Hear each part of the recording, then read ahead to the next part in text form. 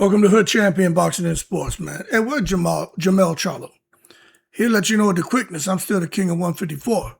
Anybody talking about coming from 147 to 154, 160, 168 to 154, how dare y'all enter my territory or come into my house without knocking on the door, at least, how about without wiping your feet? And some people say, look, man, we could talk about Boots, Ortiz, Fundora, Bakhram Murtazaliev, Kelly, Murtazaliev, Adams, Barral, and this new guy, Hardrabal, whatever his name is. They're like, but none of that shit matters until somebody beats Jermell.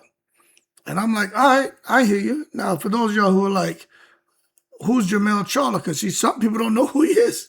Because the man went missing after he fought Canelo. And right before he fought Canelo, he was probably the hottest thing in boxing because of the way he was commanding the 154-pound division and earned that undisputed distinction from getting that shit out the mud. He fought.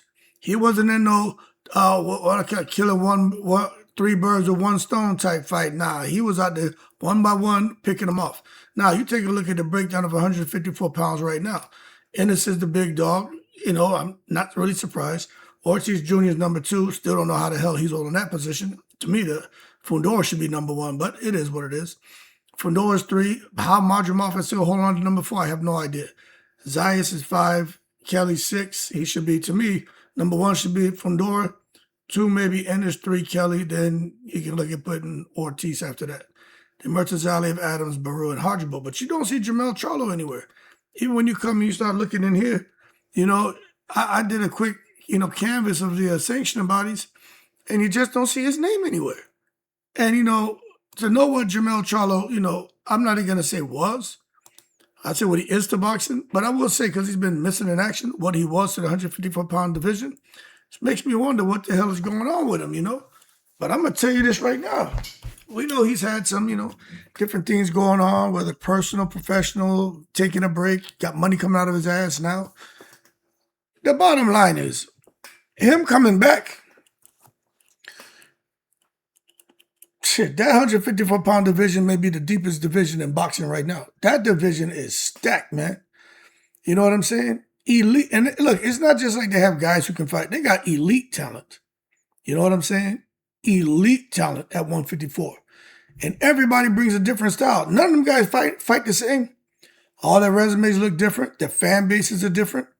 The 154-pound division is very distinct.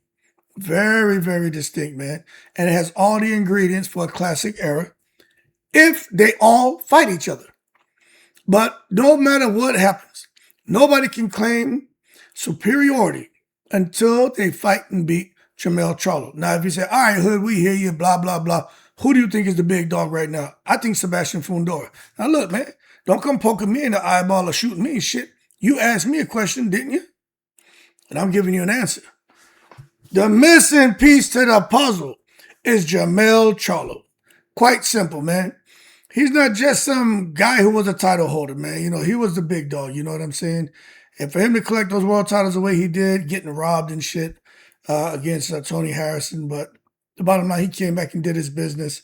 And then he fought the Argentinian. And then, some felt that first fight he lost to Castaño. Others felt he won, but the second fight, we saw what happened. But the bottom line is, for someone at that division 154 to reach undisputed status, it means he was defeating elite guys. All those guys that he beat, they were all elite at the time, okay? Now there's been a huge turnover. So when some people say, well, he didn't beat Ennis, he didn't beat this guy, those guys weren't. Just hold your horse and stop taking to the stupid. They weren't even in the mix at that time. Okay? For the guys who had titles and the guys who were there, who were elite at that time, he did the business. Okay? But I'm going to tell you this. Although those accomplishments, they carry lasting weight. We give him his respect. Shit doesn't really matter anymore because he ain't fighting. So he's got to come back and show the world why he was the undisputed champion at 154 and the king of the division, and why the whole boxing world held him in such high regard. But although he's been gone, I try to be fair. I'm just going to be real. I still see Jermell Charlo as a measuring stick. Do I think Sebastian Fundora is that guy? I do. But I just still think Jermell Charlo is the measuring stick. Everybody can fight. Someone can go and dominate everybody. But until you fight Jermell Charlo, man, you can't claim to be the king of 154. So Ennis, Fundora, all of y'all bad boys. But until someone clips Jermell, y'all are nowhereans. And that's just how Hood Champion sees it. Now, when it comes to Jermell Charlo, he's going to keep coming up in discussions, especially now because the 154-pound division is bubbling. It's like frying fish and that hot grease just popping all over the place. Shit's heating up. But that damn Charlo, man, he keeps coming up because of the way his reign ended. You know what I'm saying? He left 154 chasing money. His brother couldn't fight Canelo, so he stepped in. And they kind of jerked him. You go up to fight Canelo, we take your belts. You know, secret society's in full effect. Then the titles ended up changing hands through the normal process of boxing. Vacancies, mandatory obligations, redistribution. I mean, however you want to see it. But nobody beat him and took his titles, okay? So he was still the reigning undisputed champion, and he claimed every belt. And I think with that distinction, it leads some fans to view Jermell Charlo as an unfinished chapter in that division's history. And I agree. Now, again, I'm going to tell you, it doesn't mean that those guys today, they're not legit. Those guys are legit, man. Those boys can fight. I'm just telling you, until somebody beats Jermell Charlo, you can't claim to be the king of 154.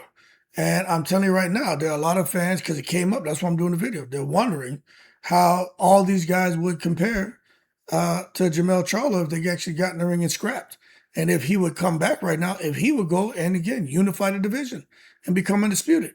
Now, to that I say in the most respectful way, hold your horses, let's not take it to the stupid. I understand the conversation, but I don't know if he comes back right now and he takes over 154. He's not with Derek James no more. That little wave that he had going and the momentum, all that shit's fizzled out and died off. So I don't know what we're going to get. But I do think he needs to come back and just see what you got. Keith Thurman came back. He went to 154, and he got the wake-up call. Errol Spence is back. He's fighting at 154 against Tszyu. He may get the wake-up call. But the bottom line is Jermell needs to come back and do the same thing. Stop sitting on the sideline chirping up. We know what you were. We know you were the big dog. You still deserve to puff out your chest a little bit, or maybe a lot, but you shouldn't be talking a whole lot because, my man, you just disappeared from the scene. So what you think's going to happen? People going to move in. You know what I mean? You call them squatters and shit because you got the keys to the house. Shit, well, all right, go in there and kick them out then. Let's see if you can kick them boys up out the 154-pound division because they squatting in your domicile. Get them up out your house, man. Does everyone have to beat Jermell? And that's what we're getting into it early, man. And I ain't gonna say we're arguing, but we're debating it. Because you got one side that's arguing, if you want to be recognized as the best of this era, you gotta beat the fighter who set the standard. Jermell Charlo set the standard at 154. But then the other side is gonna argue every era, eventually shit changes. You know what I mean? You dwell in the past, you miss out on future opportunities. Great fighters retire, take time off, move up in weight, become inactive. It is what it is. That's what Jermell did. He became inactive. The next generation has been establishing themselves. You can't come and hate on them. You know what I'm saying? They beat the best available competition. Jermell's not there. It's not their fault. If he comes back, make the fight, and may the best man win. And I think both perspectives have merit. I kind of agree with both sides. I'll just say legacy in boxing evolves over time. Jermell Charlo has a very firm legacy. But boy, if he comes back and he loses, maybe that affects his legacy adversely. But if he comes back and he does the business, oh shit, man, he's a boxing god. He's a hero. He's up and away. He's what they call him, Iron Man. Fuck that. He gets promoted to Superman. Because obviously these boys ain't his kryptonite. You know what I'm saying? The name still matters, and styles make fights. But without him training with Derek James, I don't know how he's going to fight. Derek James helped him with his power. Does he go back to being a boxer? He was more like a boxer puncher, a knockout artist, I don't know what kind of fighter he's going to be now. And that's just being real, but he got the experience. championship pedigree, timing, power, can box, IQ. He can do everything. But he's a very intriguing benchmark, especially when you think about the leading contenders today at 154 pounds. Jermell is that guy. That's why people keep talking about these matchups. Charlo and Ennis, Charlo and Fundora, Charlo and Tszyu, Charlo and Ortiz, Charlo and Murtazaliev, Charlo and Kelly. Charlo. It's like, Jesus Christ, boy. Every single matchup would answer different questions about the current hierarchy. Because Jermell can sit there and scrap with everybody, and he can fight in different styles. It's just unfortunate with Canelo, he got on his bike and he started to haul ass around the ring. I think he should have stood and fought. I think he would have had a really good chance, but he gave Canelo way too much respect. But the only way for his name to go away, I think, is if he loses. You know what I'm saying? If he were to come back in a comeback fight, he loses. You know, and I think that's where boxing fans will stop talking about him. But if you notice, speaking of not talking about him, these fighters don't mention his name. They don't say nothing about him. And I was trying to figure out, why is his name coming up less often? I would think, if I'm out here, I'm like, yo, I want the titles. I want to become undisputed. And Jermell Charlo, I know I got to beat him to really say that I'm the best at 154. They don't say his name. So I'm trying to figure out explanations of why they don't say the man's name. Maybe because I don't think nobody's avoiding him. He's just not available. But maybe because he's less active. He's not active at all, actually. Maybe that's why they don't mention him. Maybe because there's no negotiations going on, so why mention him? He's not mandatory to anybody. Could be promotional, drama, business interests. I just don't know. But I will tell you that when it comes to fans and the media, they naturally shift away from these guys like Charlo who are inactive. They shift the attention away from him to the guys who are active, especially the active champions.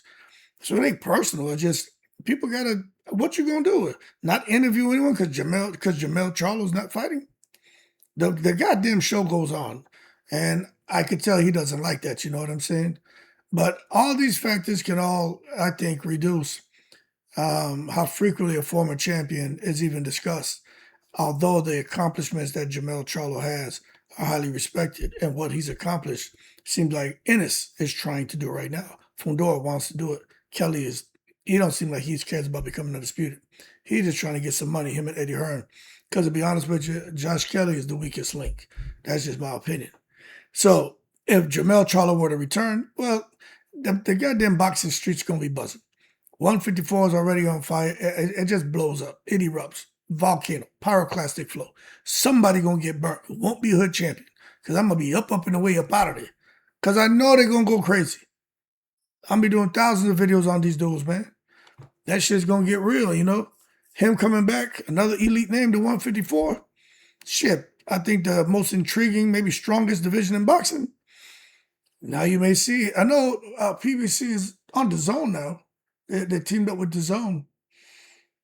So yeah, they still do pay-per-views over there. So if he comes back, he got major pay-per-view opportunities, compelling stylistic matchups, and clearer answers about where today's stars stand at 154-pound division.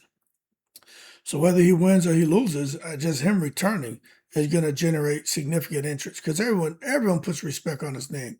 They know what he achieved during his championship run, and nobody's been able to take that from him. So Jermell Charlo is still what they call him, Little Charlo or Iron Man. He need to let that Little Charlo shit go. Your brother's goddamn 6'1", 6'2", you 5'11". He's much heavier and bigger than you. It is what it is, Little Charlo. So hold your horse and stop taking it to the stupid. But I'll say this. When you start talking big picture and shit, all this wicked sorcery going on in boxing right now, the strength of the 154-pound division, it doesn't depend on just one fighter. And you can tell all of them realize that. They all know that they can lose. That's why them guys get in there and they fight the way they do. You saw Jermell Charlo and Zayas. Them boys weren't trying to lose, man. Fundora with Tszyu, nobody was trying to lose. Josh Kelly and Murtazaliev. Josh Kelly said, okay, I got somebody in here. Seemed to be a little bit tired from just not being able to acclimate to the time change.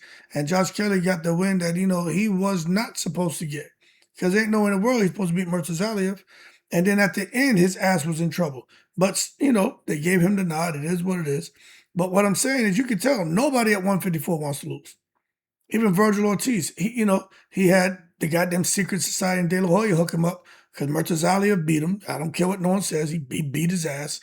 Then he went and fought Majimov. Majimov was winning, then got tired due to bronchitis, but it doesn't matter. You know, Ortiz got the win. So, and then he beat Lubin. So you just got to be real about wins and losses. You know what I'm saying? And let's not sit here and start splitting goddamn straws because I ain't got time for that. But I will tell you, man, there's a lot of depth to 154 pounds, that whole division, and the quality of the athletes competing. They're all solid, all of them. But I'm just going to say, I got to hit you with the however comma. Jermell Charlo's resume ensures that his name remains part of the conversation about the division's history and its current pecking order. He's still the top dog. It is what it is, man. If the top dog is inside the goddamn house because it's too hot outside, and the other dogs from the neighborhood come out fighting and barking and making noise, that don't make them the goddamn top dog. That just means the other one in the house. When he come out, what they do? Tuck their tails in, and they run their ass out the road. And I think that's what happened when Jermell comes out. But the difference with these dogs, they may run off a short distance to look back and see who it is. And they'll be like, oh, that's Jermell. And then they go back and attack because these cats out here are vicious. But they know he's the big dog. And he knows he's the big dog. And if they want to be the big dog, they got to fight him. You know what I'm saying? So if he returns and he faces one of the leading contenders, I just think the outcome could become an important chapter in defining this generation of fighters at 154 pounds. And Jermell Charlo, you know, if he comes back and wins, boom, he's immediately put right back in pound-for-pound contention. Immediately. Okay? So I'm still the king of 154 is what Jermell got to tell these guys. And I tend to agree with him. Nobody beat him. That shit with Canelo was a money grab. He tried, felt that goddamn Guadalajara, Jalisco power, and he said, I'm up out of here. He heard the Mexican horns. That Viva Mexico, Cama, Ronin shit. He was like, I'm gone. I probably would have been gone too, goddamn it. But that being said, ain't nobody beat this man at 154. But right now, there may be some guys who can get him. But we're going to see. So Jermell, you know, come out from wherever you are. Because you're the missing king, champ. Yo, I'm in the breeze.